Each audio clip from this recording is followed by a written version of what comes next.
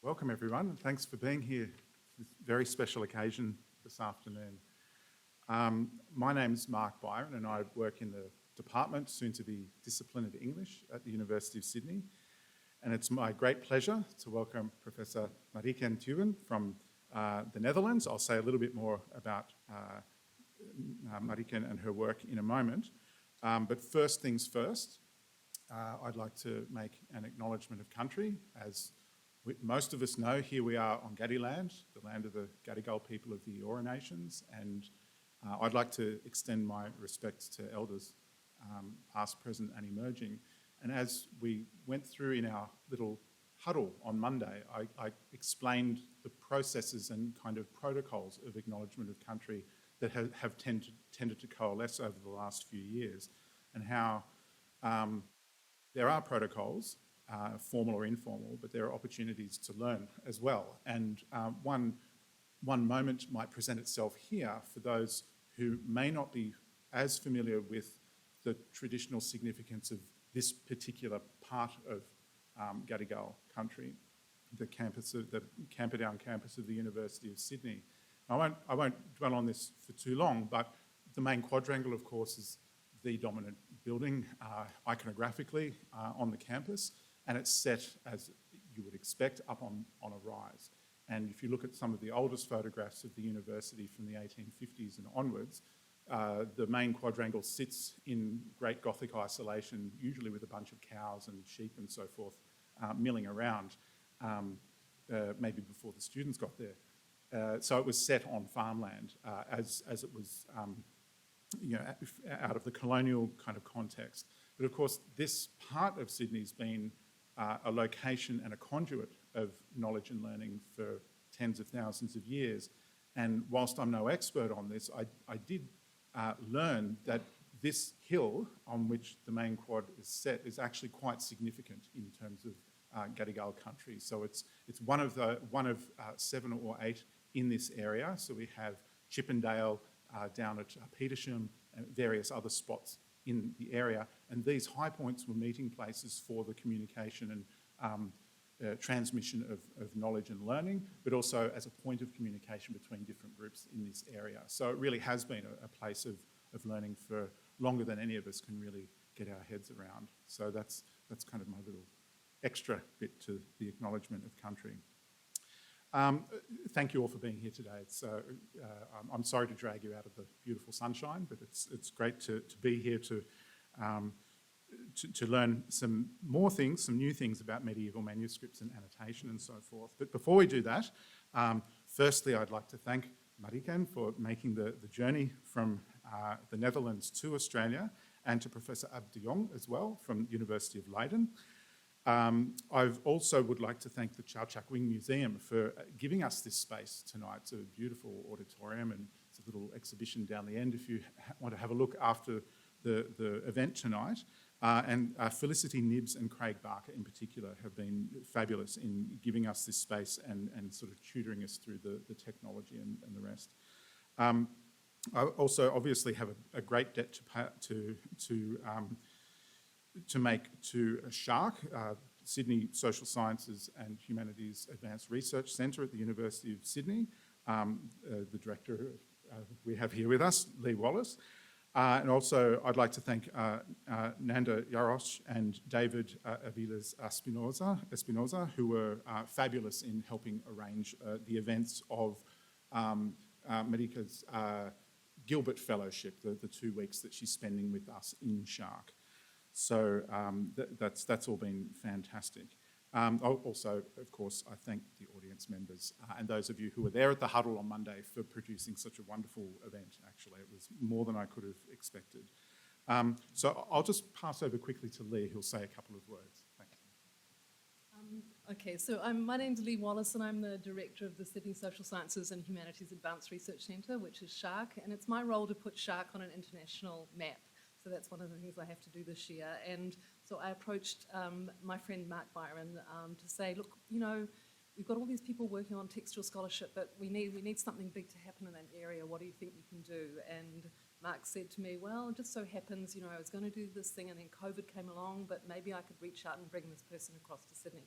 this person, of course, turns out to be Mariken, Teeuwen, and I think I'm going to be grateful to Mark for a very long time, because I think already Mariken has set a new standard for what SSHARC can expect of its visiting fellows in 2-week periods. She has an extraordinary itinerary, both this week and next, bringing together all sorts of researchers from Sydney, but also librarians and other curators from across the university together to talk about marginalia. I look back at my undergraduate books and I see I was a notorious scribbler in margins. I cannot interpret any of the things I've written.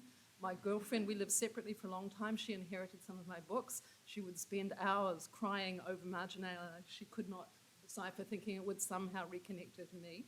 So I'm very excited to hear this lecture tonight. I'm very pleased to see that Mariken is here, that Ab has come with her, that he's agreed to this outrageous schedule, and that nonetheless you're also finding time to build in a road trip to your visit to Australia. So I think this bodes well. I hope this is the first of the first step in an ongoing collaboration between you and SSHARC and Mark and many other people who I've known by name for a long time but have never seen in the one room before. So it's very exciting to see that. Thank you.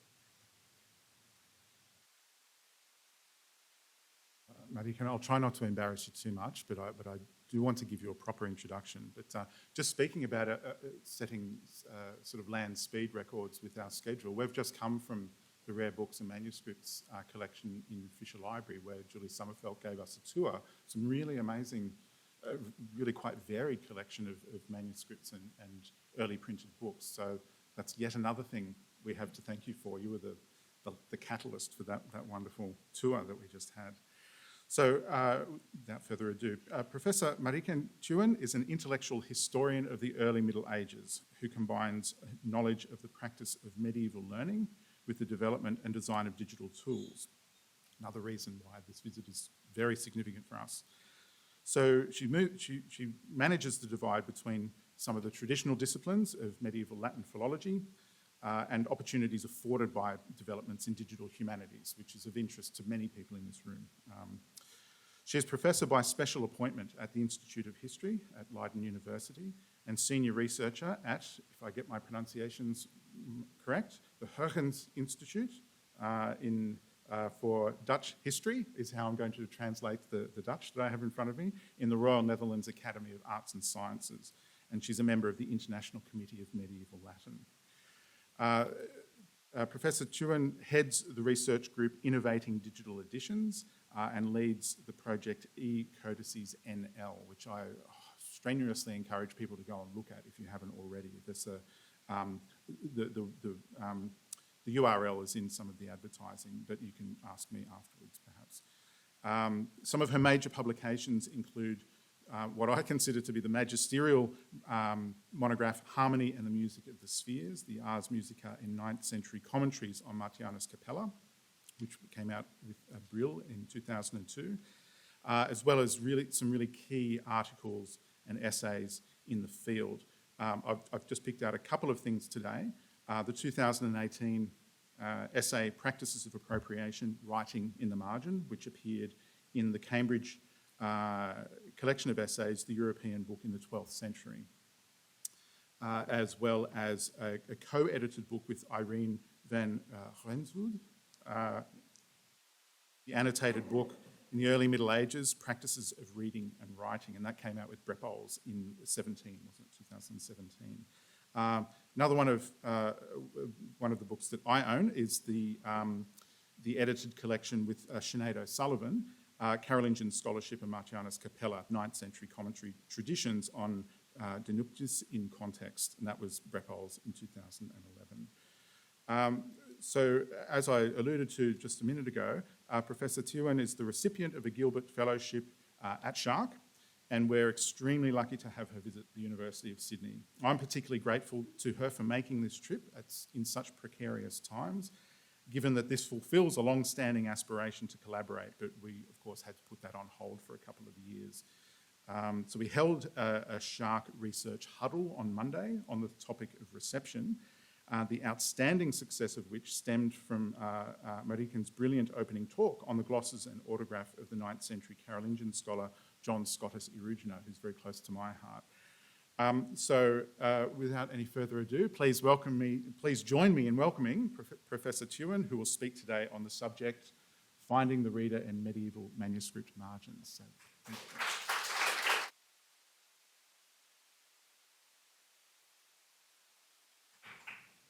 Thank you very much, Mark. And of course, you embarrassed me hugely with this, but I'll take it in a stride. Yeah, I'm very grateful to SSHARC and to Mark that I've been invited to speak here and that I got the opportunity to visit this part of the world, which I would have never done if it was not for this invitation. So thank you for that. And I also thank you for actually opening my eyes to, by this practice of acknowledgement, you opened my eyes to the easy attitude with which I take my own intellectual context, where I'm coming from and how it works and why it is as it is. So yeah, I think it's really useful to be awakened to that. Thank you. Turning to the subject of today, finding the reader in medieval manuscript margins. I have a passion for marked books. And this photo was taken in Cambridge University Library just a couple of years ago. And it represents, I think, our current stand on writing in printed books. As long as they are not owned by yourself, you're not allowed to write in them. It's not something that we are encouraged to do. And if you find it, it's a curious example of someone's thoughts when reading the book or processing the book to prepare for an exam, for example. But in the world of the handwritten book, almost all books are marked. When a scribe finishes the copying of a text, and sometimes he accompanies it with a sigh, explicit feliciter, thank God it ends here, I'm done for the day. The work on a book had not finished. The text still had to be structured, checked, corrected, omissions were to be filled in, and in many cases glosses or annotations were added to the text to provide commentary, explanations, summaries, a list of subjects or some other kind of guidance for the reader concerning the content of the text, to point out its usefulness and maybe reliability or irreliability. And this whole process, obviously, if we look at our medieval manuscripts that survive, are part of the making of the book. As a result, we have very few books that do not have annotations. The reader, I would argue, does not sit at the other end of this process of making a book. He or she is part of the production of the book from the very start. It is with the reader in mind, or in some cases even by the reader themselves, that a book is produced. It is laid out the way it is because the reader likes, wants, or expects it that way. It has the extra elements that the reader requires, be it structuring devices, such as marginal keywords, or rubricated titles, or elaborate illumination. And this goes both for an individual reader, ordering a book for his own use, from a professional scribe, and also for a community of book producers or book users that create books for their library. or church or school or archive. The readers decide whether a book ought to be copied in formal or cursive style, whether it is to be copied on high or low quality parchment, with a spacious or a cramped arrangement on the page, and with elements that go beyond the main text or not. The reader is thus, in every step of the process, part of the making of the book, just because the makers of books are obviously also part of the community of people that use these objects. So, if I would take my own title in a broad sense, I could in fact now give a talk about any or every aspect of the handwritten book. But I'm not going to do that. I will instead focus on a trait of the handwritten book that, to my mind, brings us closest to the reader, and that is the annotations added by copyists and readers in the margins and interlinear spaces or flyleaves or inserted leaves in their books. These annotations allow us, in a sense, to see the book through their eyes, through the eyes of the reader.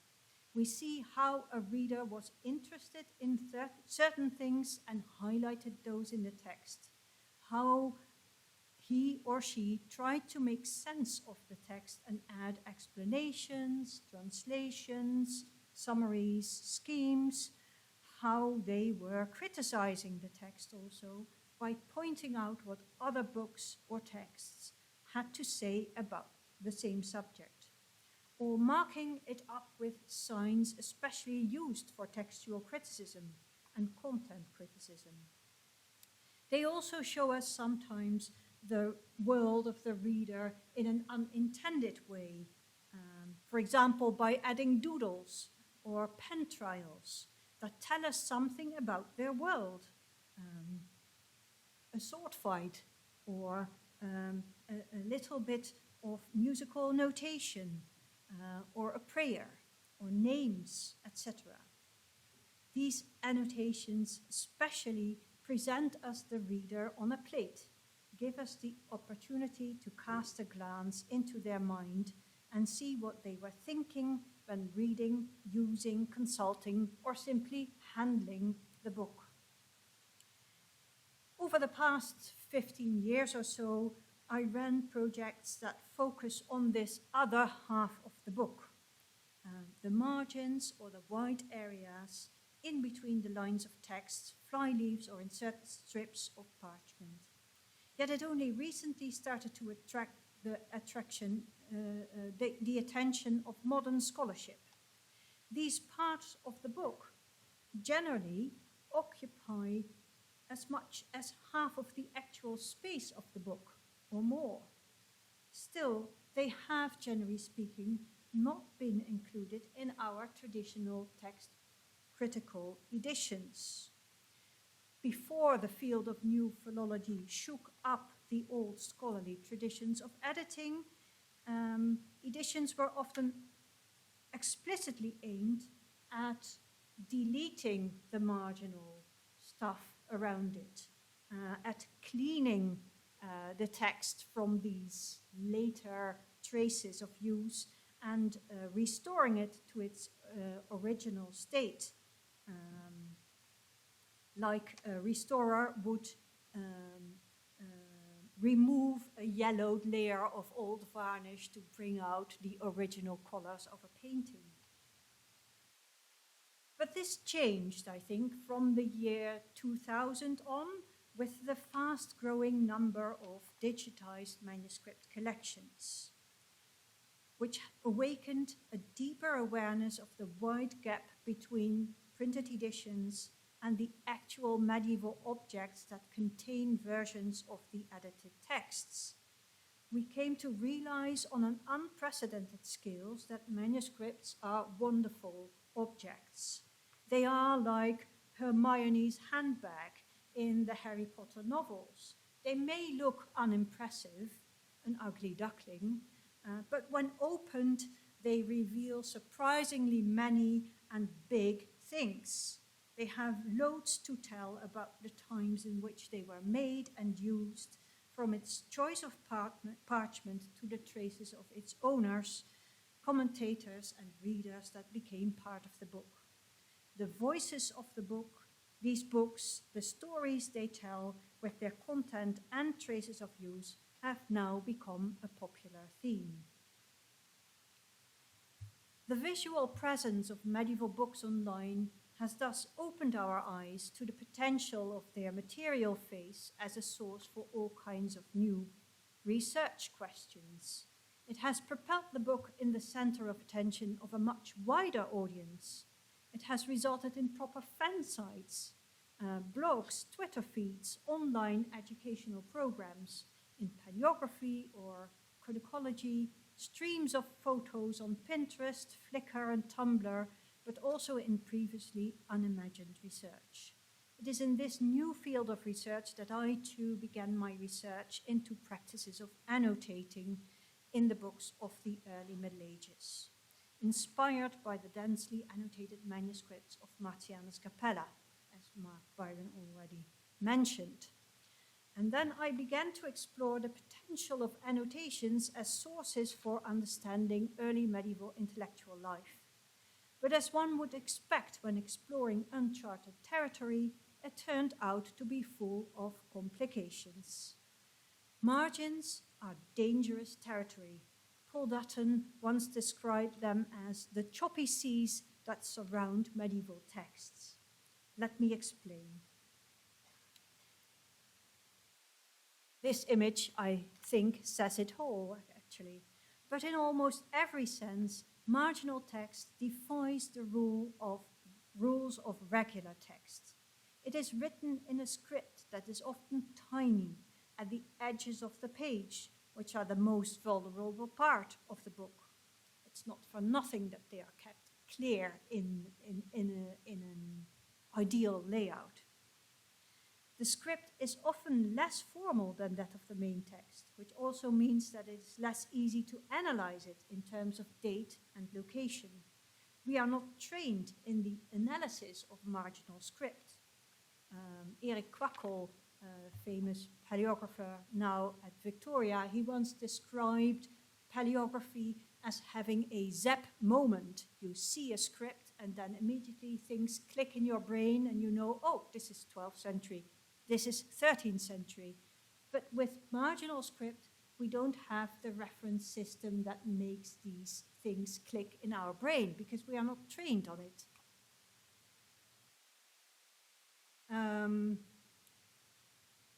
Often also the script is more informal, more personal, or just different because it's cramped in such a limited space.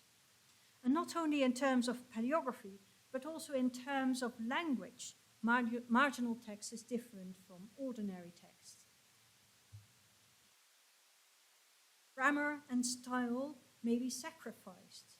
Not only abbreviations are more frequent, and here on this slide you see a very special kind of abbreviations. I don't know if you can see it, but here,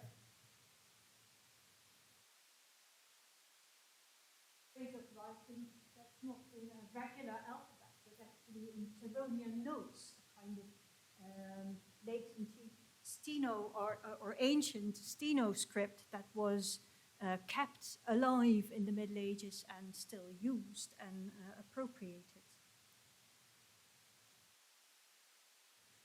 The style itself can also be a kind of minimalistic staccato style, only understandable for the insider or the community of insiders. And since we are separated from author and insider by a gap of hundreds of years, we are at a great disadvantage when we try to understand what's going on. And just as the language, so the text itself also adheres to different rules than those we are used to. Marginal text does not fit the model of an original that is transmitted and as part of its transmission undergoes subtle changes, which can then be interpreted as corruptions. In the case of marginal text, there's much more freedom for the copyist, who can pick and choose what to keep, what to leave out, what to change. So the contours of marginal texts are really fluid, much more so than that of ordinary text.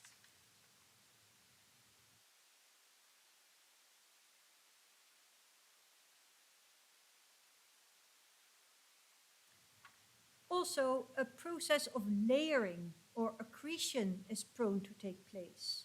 So the presence of annotations in a manuscript seem to have a kind of magnetic force and attracts new, different layers of annotations, sometimes slightly later and sometimes much later. But these layers then also get copied elsewhere as a new entity, and they become an inextricable knot formed together. Or annotations that were once in the margin or in interlinear space may end up being part of the main text. It drives the traditional philologist mad, since each and every annotations in a commentary needs to be examined, to be unpacked, it needs to be examined on its own as well as part of the tradition that settled around a particular text. To read it, its clues is often a tour de force for the scholar who undertakes the tasks. I could continue talking about glosses and annotations in general for much longer, but I'd rather show you some examples.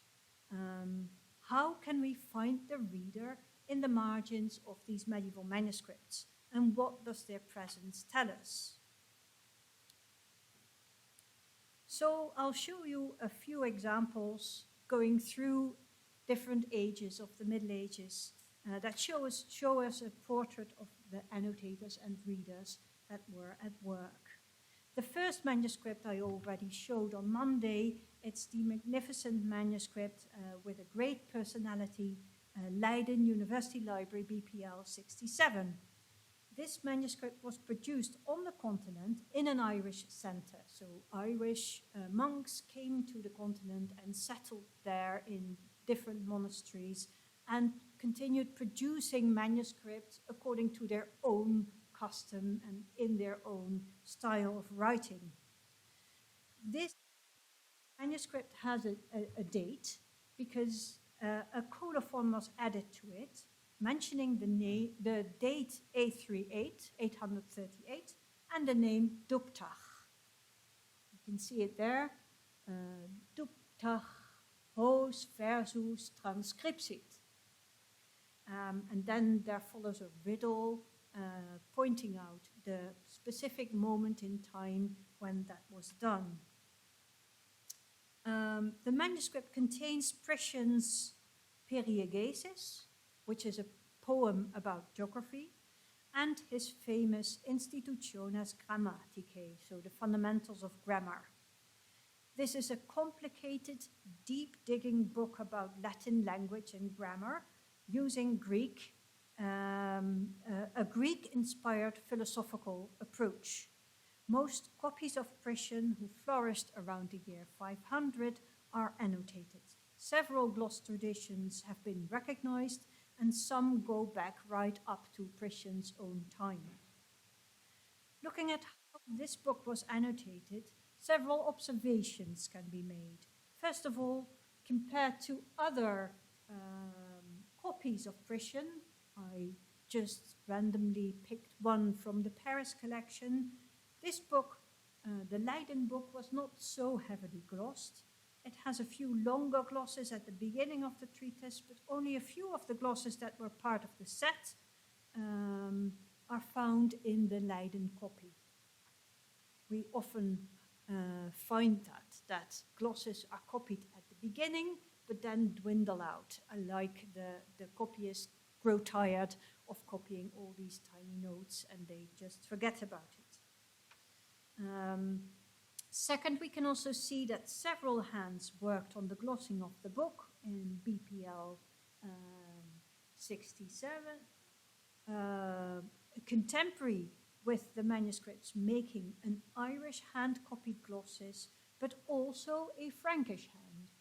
So you see the different script types in the glosses added to the text. Blank spaces are used to add extra material. At the end of the periegesis and before the preface of the Institutiones, a continental hand added a Greek glossary to the book. The most spectacular hand found in this manuscript belongs to the famous scholar John Scotus Eriugena, who lived from about 810 or 815 to 877.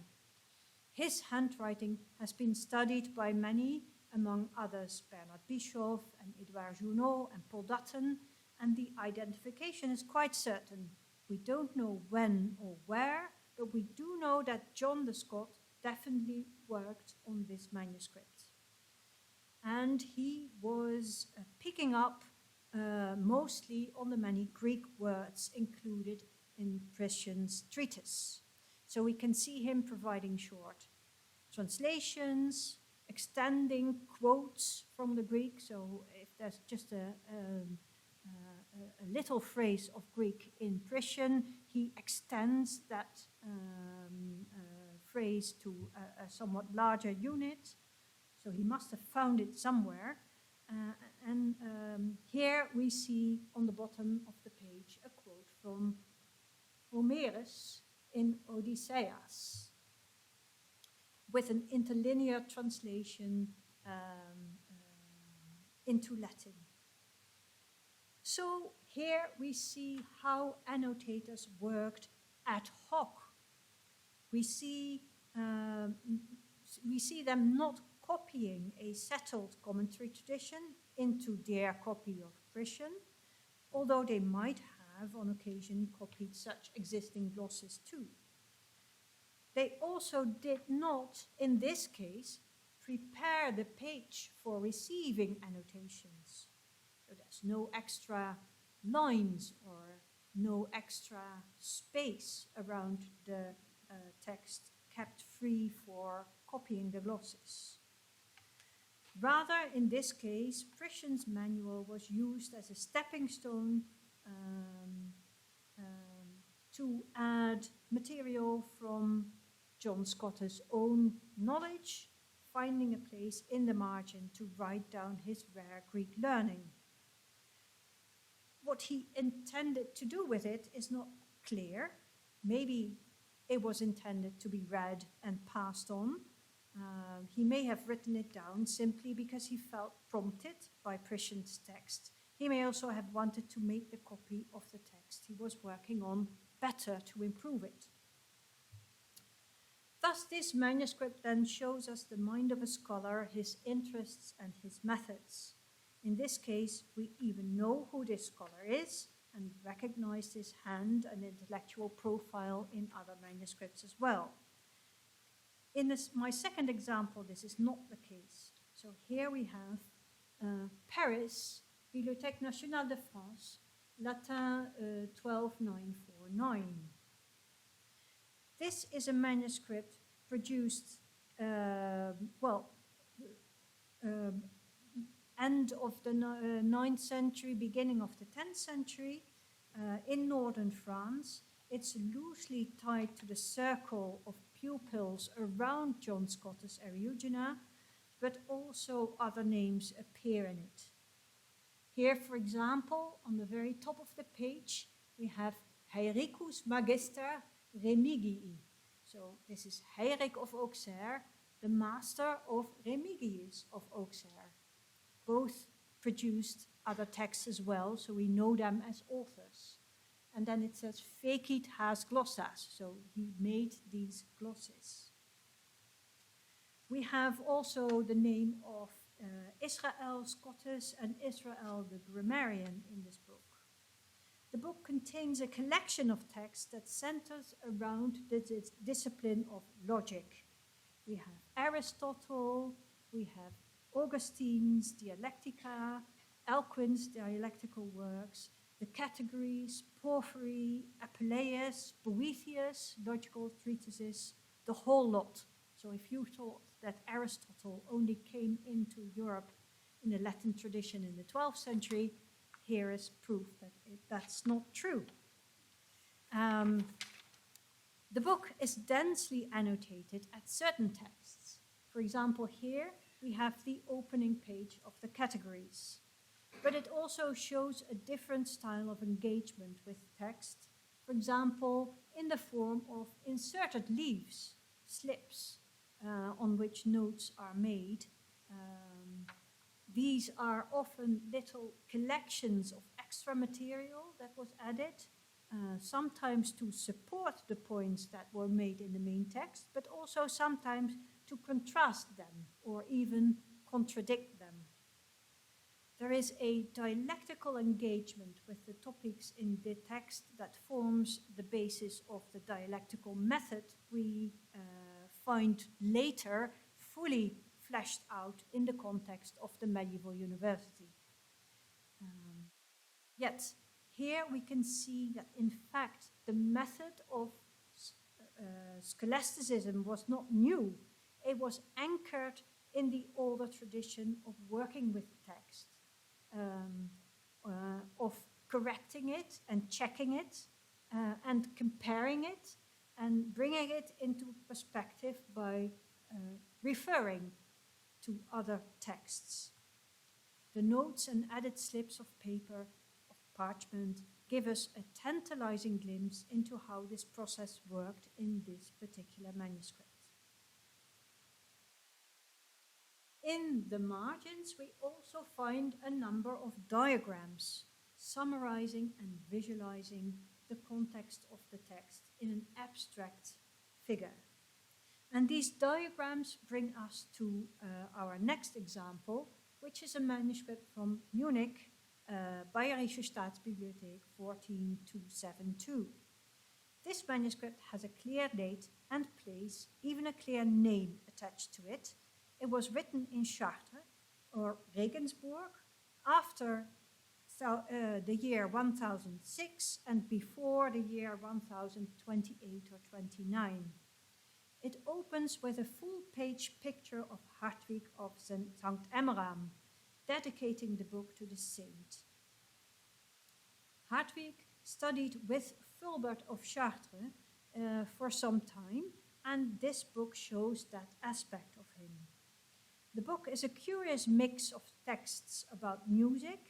We have Boethius' Fundamentals of Music, and also the Musica and Scodica and Kyriades, and texts about logic, mainly Boethius and Cicero's Topica. And in addition to the marginal annotations in the spaces between the text, we can see how Hartwig himself filled the blank pages with diagrams and figures.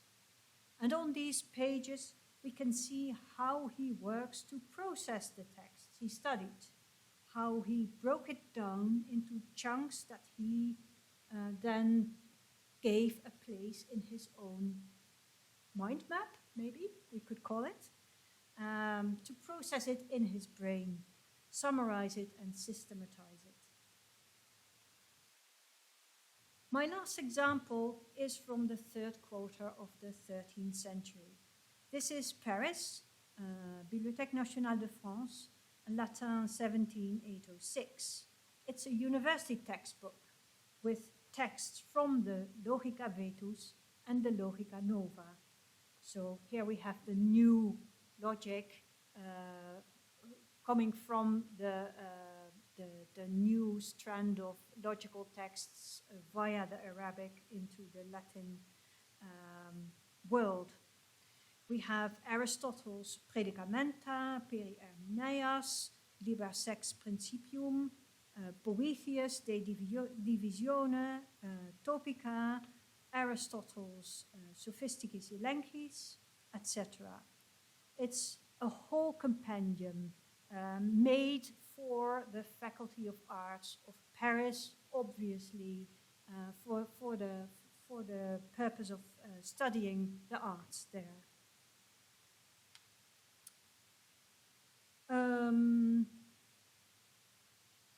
The book was probably made in England. We know that from the illustration style that was used mostly, but it was made for an English student studying in Paris. It was part of the collection of the Church of Notre Dame in Paris, at least from the 17th century on, but I guess it was already there in the 13th. The content of the book, but also the layout, are characteristic of a university book. On the left, you can see how the page was divided into a grid. The yellow lines are mine, of course. And each section could house commentary. And this way, the page could contain lots of commentary without making the reader lose his way. It would still line up roughly to the lines in question in the middle of the page.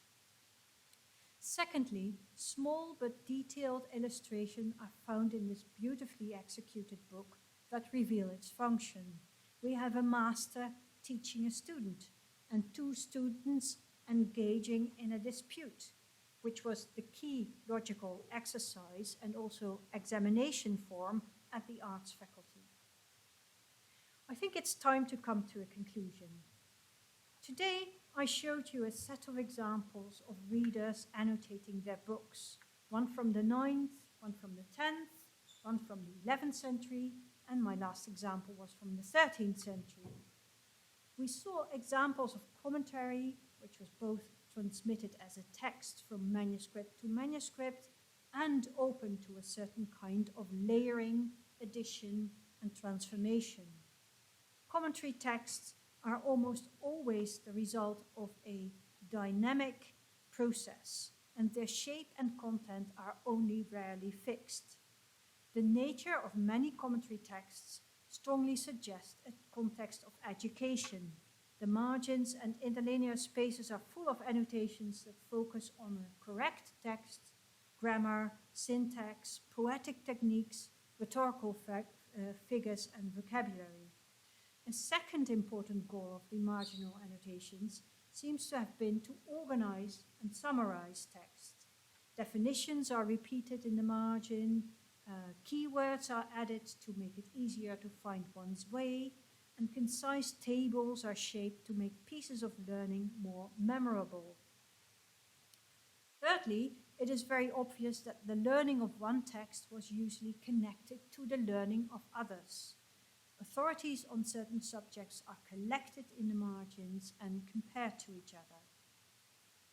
This last characteristic of commentary enriches the setting of the study of these texts. Traditionally, books with annotations or commentaries are seen as school books, but they should also be seen as books of scholarship, scholarly discussions, and dossiers for scholarly disputes. Precisely these annotations are intriguing sources to study the intellectual history of the time. They bring us as close as possible to the monk or scholar who wrote them with his quill. Some hands in scholars have been identified, such as the hand of John Scotus Eriugena or Hartwig of St. Emmeram. But some scholars or scholarly circles have such a specific fingerprint or profile for their annotations that we may even use these to identify their books and study their contacts, their networks, or travels. The anonymity of the glosses should not hold us back in our exploration. The techniques of annotating themselves, rather than their identification or even their content, are in themselves useful tools to gain a better understanding of early medieval intellectual life. A lot of exploring still remains to be done. The focus on the center of the page has been so strong in modern scholarship for so long that the treasure trove of undiscovered and unstudied material in the margin is still very large indeed. Last but not least, the voices in the margin show us playfulness and humor, most of all humanity, I would say. They show us the people behind the book. They reveal how medieval readers and writers worked with their texts, how excited they were about them, and how bored they were with them. The looking glass of the margin, we managed to make the gap between their distant time and ours considerably smaller.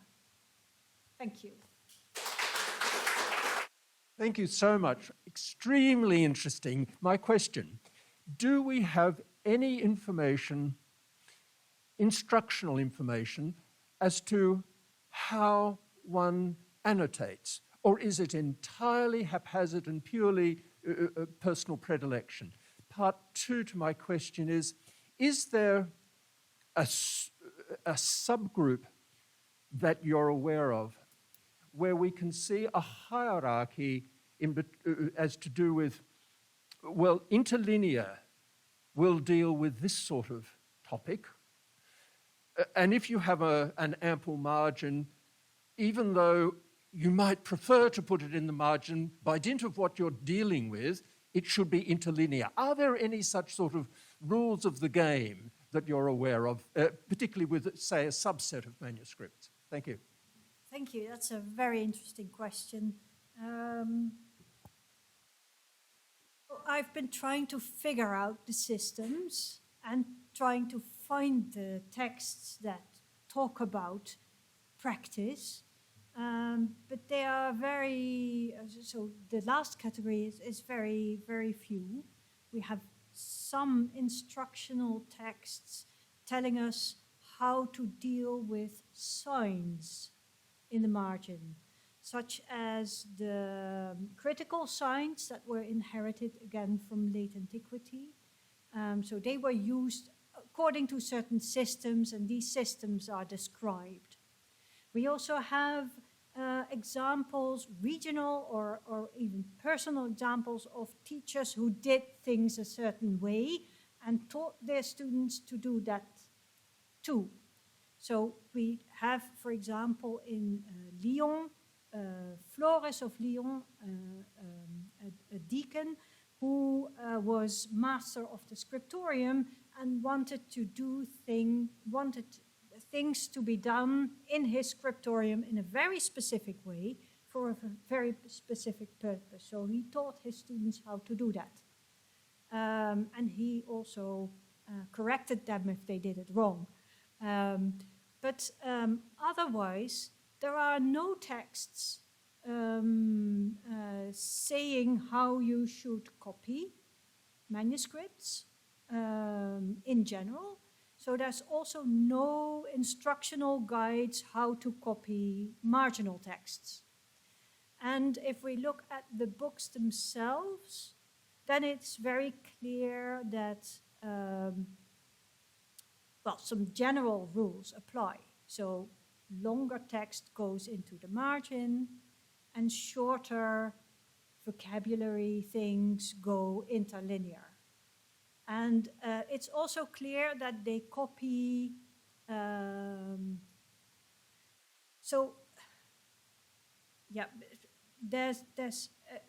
a distinction between settled commentary tradition that were copied along with a main text and ad hoc annotations that accumulated in the margin because the texts were used over a longer period in a certain center. If you look at the settled commentary traditions, then you can see that it's very clear that in some cases, that it's very clear that the main text was copied and the commentary text was copied, and that they used the layout of the exemplar to do it.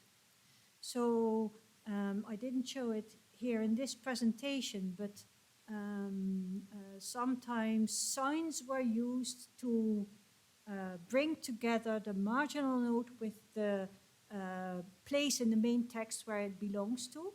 Hi, thank you for this talk, and I really liked your conclusive remark about the marginal annotations being and offering us an insight into the humanity of medieval people. And about that, I was wondering if I was wondering about reactions to these marginal annotations, and in particular, if you find in documentation, in letters, in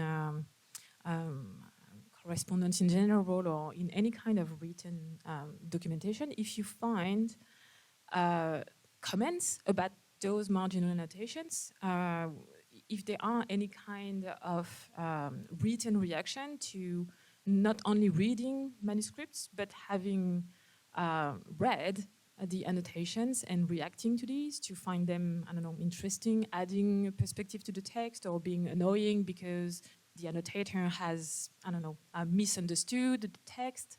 So is there anything about that, whether it's actually coming from the Middle Ages or even later, if you get any interest in that?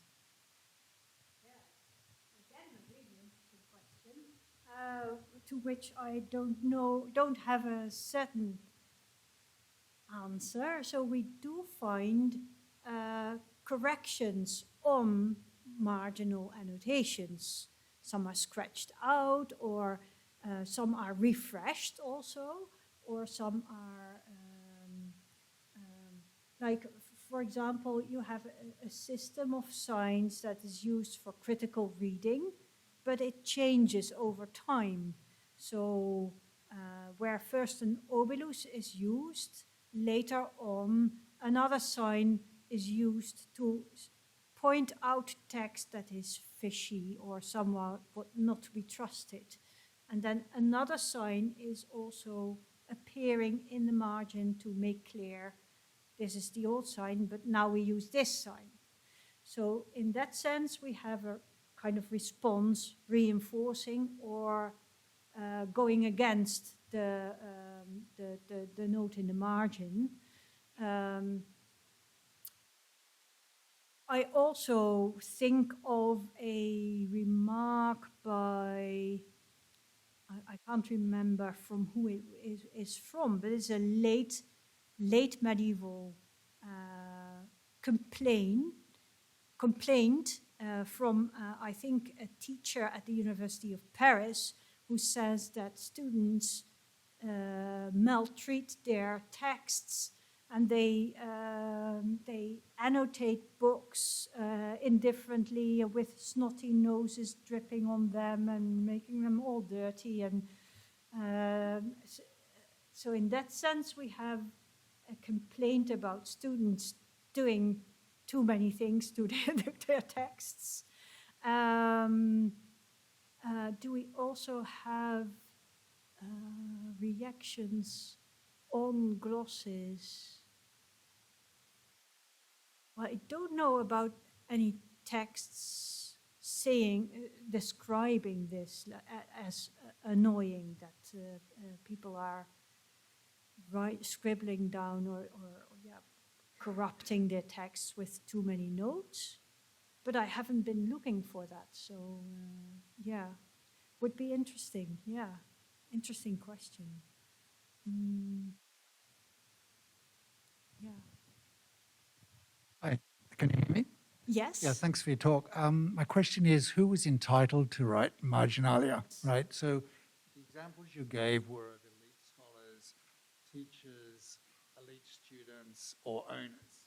Right? Yeah. Now, given how hierarchical society is and how expensive manuscripts are, I would have thought that a first-year novice would not be entitled to write in the monastery's copy of text X, right? Yeah, So this is that the case? I mean, you just mentioned students, right? A complaint. I would have thought that those students own those manuscripts.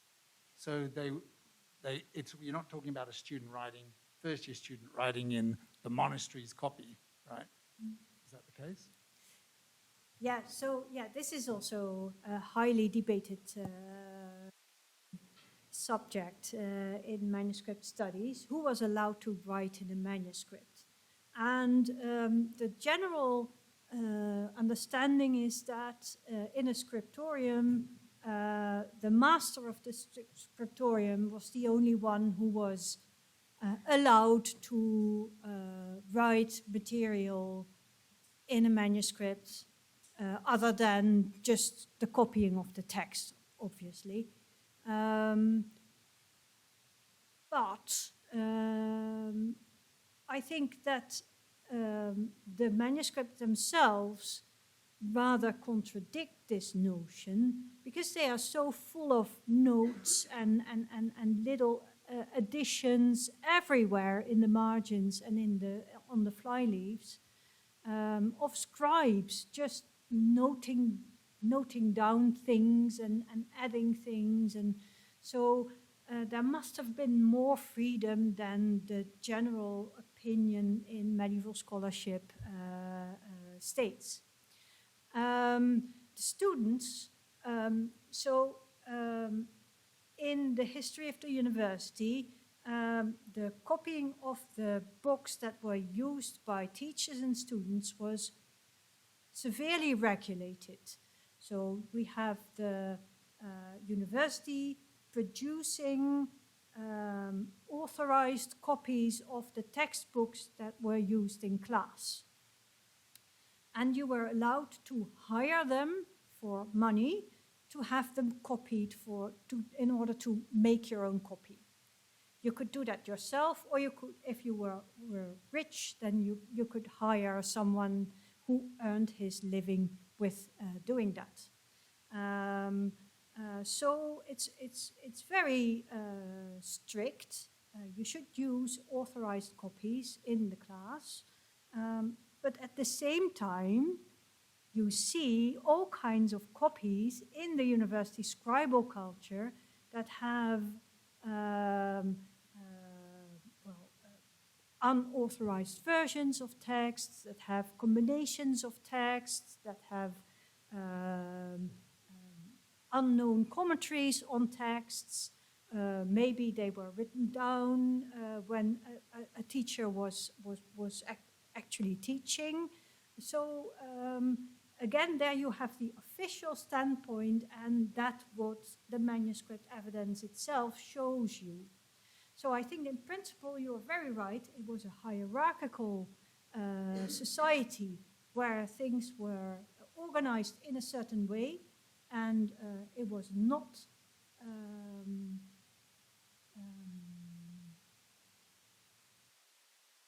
vanzelfsprekend. It was not obvious that someone could write in a manuscript, but in practice you see a lot more freedom than the rules state.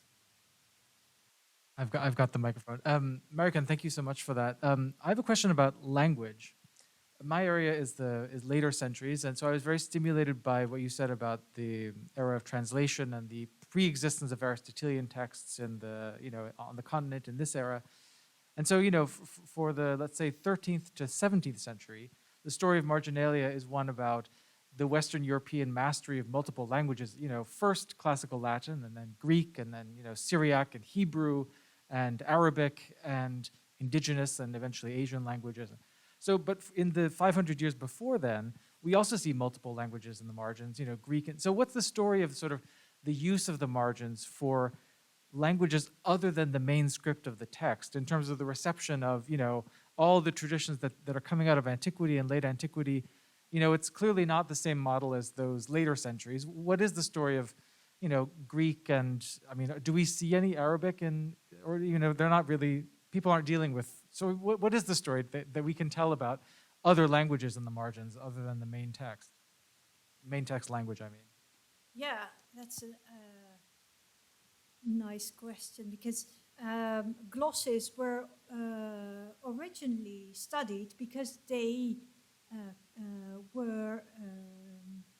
they held the first evidence of several vernacular languages, of Old High German, Old Irish, Romance languages. So in the glosses, you find mainly the interlinear glosses, you find translations from Latin terms into vernacular terms. And that was why they were studied originally in around 1900. So for a long time, for example, editions of glosses only contained the vernacular glosses added to Latin. So I didn't see manuscripts when I was studying. I only saw manuscripts when I was doing my graduate studies. And I thought that these manuscripts only had vernacular glosses, but actually they had loads of Latin glosses, Latin glosses, and then some vernacular glosses interspersed. So we have a lot of bilingual glossing going on in the manuscripts too. I'm not sure whether you want me to sketch general patterns of this or...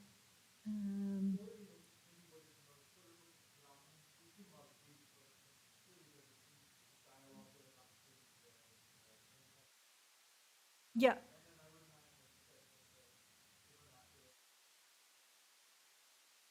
Yeah.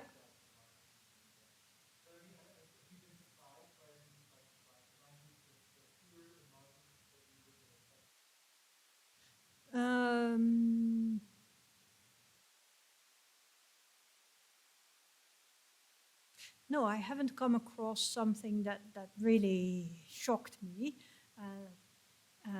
But you can see that in the 9th century, scholars were very interested in Greek, Hebrew, and that so the bilingual glossing, the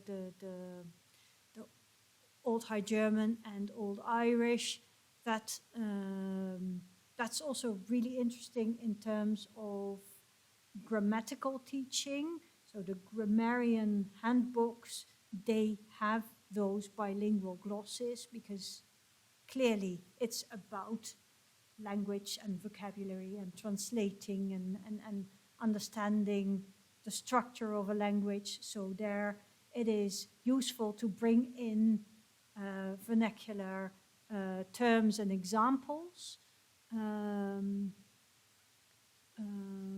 For the later periods, so Arabic, we only find it, well, I think from the 11th century on, combined with Latin.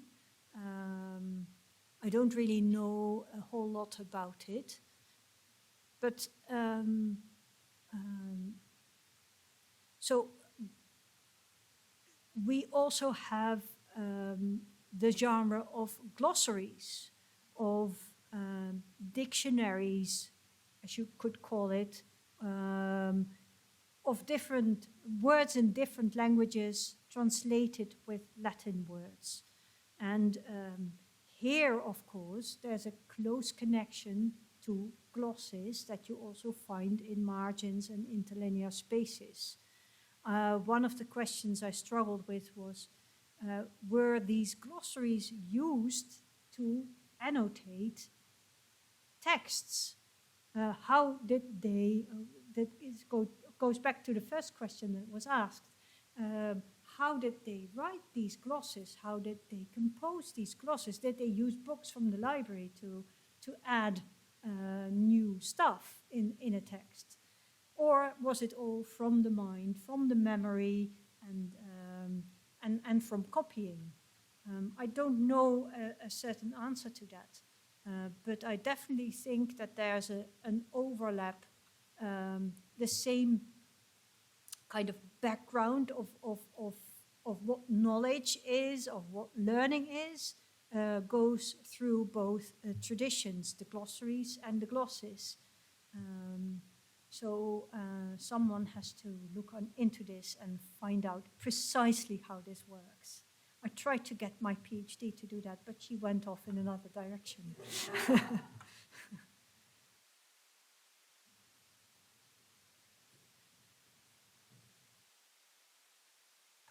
Thanks very much. That was a great last question. I was thinking that the whole way.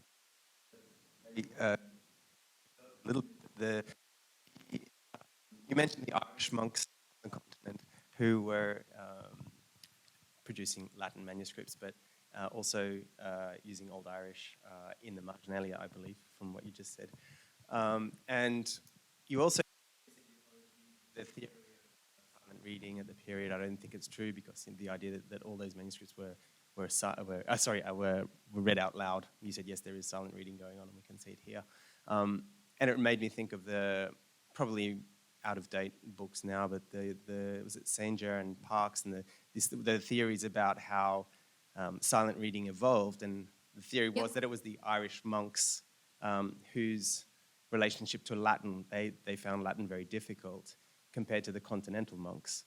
So they started to put dots between the words, which was the sort of early punctuation, and then that evolved into the spaces, or little marks and all of the punctuation. But it did make me think that perhaps different groups who are producing these manuscripts may have different practices amongst themselves as groups, and perhaps their relationship to Latin as a foreign language is different from, there's no homogeneity in these groups of monks and these people who are producing the text themselves. And is there in your research any evidence or things that you've noticed about different, different relationships of foreignness and nativeness with respect to the production of this marginalia? And are they, is there any sense of a collective project in certain scriptorium, for instance, of certain monks thinking through their language as they're annotating or producing marginalia? Well, not so much in terms of language, I would say, but in terms of level of education, yes. So there's very, you can really see, oh, this is meant for highly educated people, and it was also produced by highly educated people, monks, and this is for the lower classes, for the introductory levels. They use different practices of writing in the margin, and you find certain practices like the Tironian notes or the abstract visualizations. These are really aimed at a very high level of intellectual engagement with the text. And of course, the texts themselves also reveal a lot about which level of learning it is. But in terms of language, I think all over Europe, Latin was the language in which one thought, wrote, read all over Europe. And it was almost never the vernacular, especially in the early Middle Ages. So where you do find a large body of Old Irish glosses in the Prussian manuscripts, for example, I think that is something that's specific for the Irish, and also something that a practice that they devised themselves to train their Latin ability even more. But Latin was the main language of reading and writing. It was just, if you learned how to write, you learned Latin. Yeah.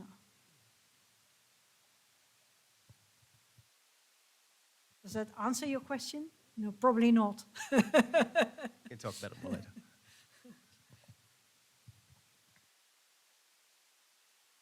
Thank you so much. I found that so interesting, and I love the idea of the text as a living artifact. I think that's just fascinating. And it occurred to me in tracking your different, very human interactions with these texts that there are lots of different things going on. There are these kind of aids to understanding the text, and then there are these sort of displays of knowledge. So I'm kind of writing this marginalia, so you'll think how wonderful I am. one of the things that really fascinates me is engagement directly with the author, and I'm particularly interested in whether you can see in the marginalia whether there are kind of norms that get challenged. And so, for instance, some of the texts that I work on are very strongly, they're kind of panegyrical texts, and they'll say things like, you won't believe it, but, this person was this amazing, or they'll hold up particular figures as exemplary and praiseworthy. Do you get the marginalia being used to kind of challenge that, or challenge different norms of Yeah. Kind of general question. Yeah, we have these practices too in the margins. So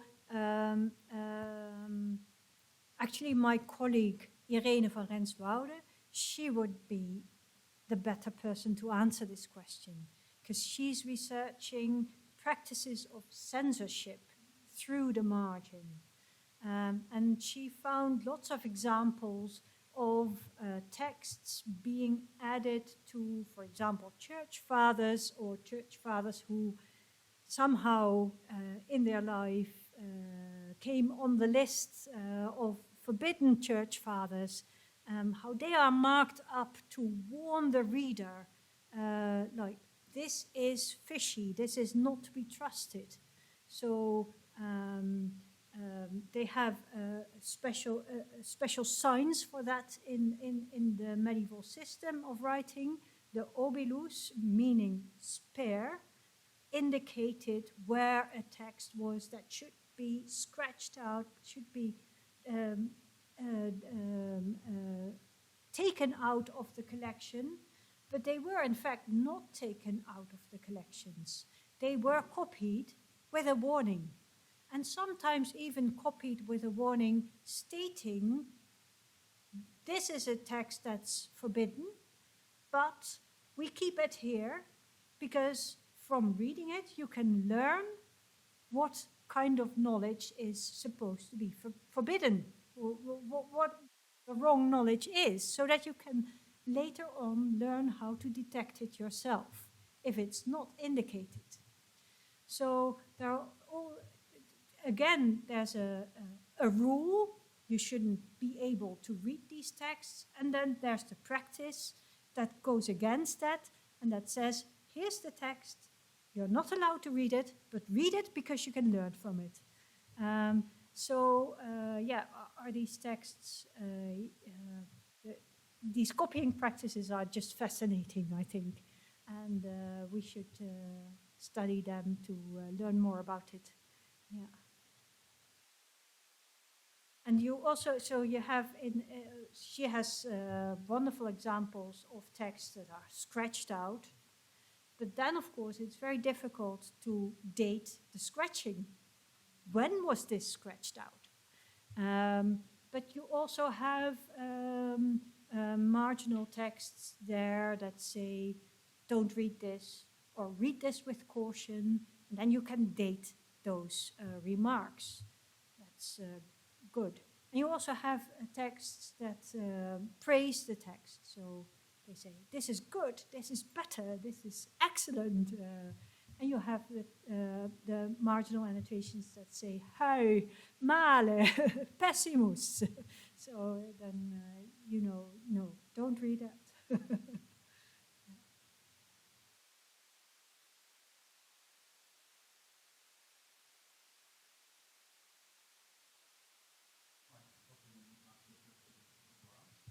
This is just a continuation of that, that theme of prohibition and censorship and that sort of thing. I'm wondering, just the example that comes to mind are the various prohibitions that happened at the University of Paris throughout the 13th century, including Aquinas at one point, or maybe 2 points. For various reasons, the Averroistic influence was seen as very, to be forbidden and shut down and so forth. But I imagine there would be a fair bit of textual evidence around that kind of regulation of which texts were deemed to be, safe and orthodox, and which were to be known about as dangerous instead. But I don't really know too much about. Yeah, so I haven't studied that material, but I know there is material in the statements of the university about these prohibitions against these texts. So yeah, that is known. But in the earlier Middle Ages, there was no institution like the university to forbid texts. The Pope was the ultimate authority to forbid texts. So then they came on a list and were forbidden. But it's very interesting to track the history of these texts through their copies, through their actual exemplars. For example, there was a large predestination debate in the 9th century around Gottschalk of Orbais, who held very contested views about predestination, double predestination. So God actually knew already in his mind whether you were going to heaven or hell. And nothing that you could do on earth would change that, because God already knew what you would do. So time is not... and then people came in against this and said, well, but what about free will? If everything is already settled, then free will it's also part of our orthodox theology, but it doesn't have a place in this belief. So they debated in front of the king. Gottschalk lost, and he was excommunicated and silenced. He wasn't allowed to speak anymore. He was allowed to write, though, but not to speak. And if we look at copies of Gottschalk's treatises on predestination, you see that they still remain copied, and sometimes with very subtle changes, so that the sting is taken out of the text. Instead of double predestination, it is just predestination and no longer double. Or sometimes even just by reversing the sense of a sentence of Gottschalk, where he says, it is not the case, and then something follows, and then the copy says, it is the case that, and then the sentence follows. So, yeah, this has been studied by Warren Pesé, very in a lot of detail, and he pointed out that even when a text was so clearly banned by all the authorities, and it was still copied and subtly changed, and it still had a life.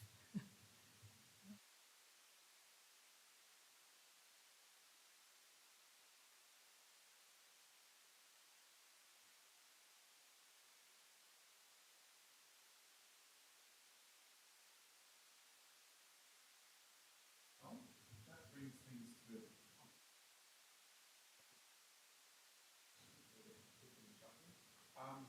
well, we might thank Mariken for the wonderful.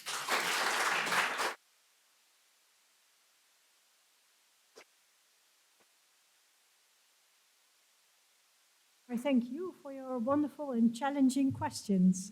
There's one more thing, though. In the spirit of collaboration between our institutions, a member of this institution informed me that they were not prepared to let you leave for home without them accompanying you. They want to be a mascot and an envoy. So you'll see what I mean in a moment. So will you take Sydney Bear with you? Thank you so Excellent. much.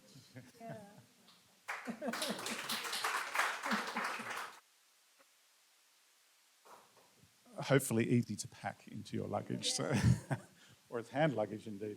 Yeah. Thanks everybody for being here. It's been a fabulous event, so thank you very much.